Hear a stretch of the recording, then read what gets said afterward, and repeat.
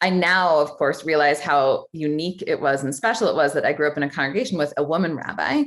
And often there were only women on the bima, because often, at least as I was growing up, the people leading music were also women from the bima. And it was like a joke, but not exactly a joke, that in the congregation we'd have to explain to boys that they too could come on the bima and be rabbis.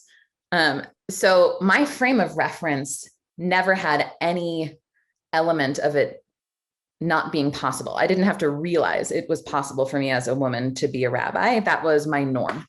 That was, which goes to show how quickly those norms can change, because what you were raised with is your tradition, right? So to me, it was very traditional for women to be rabbis. But I think in the congregation, it was also a point of pride, that we had one of the early women rabbis as our rabbi who founded the congregation. And it wasn't until much later that I realized how much work there was and is yet to do in terms of equity and in terms of women in the workplace and all of these things.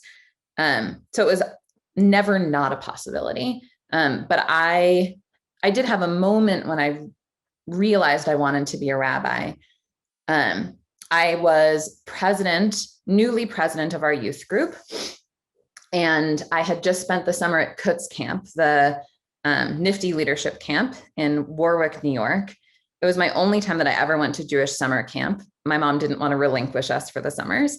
And camp was transformational for me, being part of a Jewish community that wasn't our little Jewish community in Virginia, but all of these people who are so into it, talking about the Torah portion during Shabbat lunch and singing together. And it was my first taste, I really think, of much broader Jewish community. And I came back and I was preparing for our first youth group meeting. And I had decided that we should do Divrei Torah at the beginning of youth group meetings. And the Parsha, or it was one of the first ones. And the Parsha was Noach, the story of Noah. And I got incredibly geeked out researching and looking at commentaries, and I was loving it. And I was sitting at my dining room table and I said to my mom, like, gosh, I wish I could do this with my life. Like I could learn and maybe I could teach, and I love writing, so maybe I could write, but I want to help people, but it would be great if I could still play guitar and do music, but like study Jewish stuff. My mom said, that's called being a rabbi. And I said, oh, like it was as if it had never occurred to me, which is sort of crazy to think about now. But in that moment, it just was utterly clear. Like that's being a rabbi. Like that's what I wanted to do, that I wanted to do all of those things and foster Jewish community that I'd grown to love so much.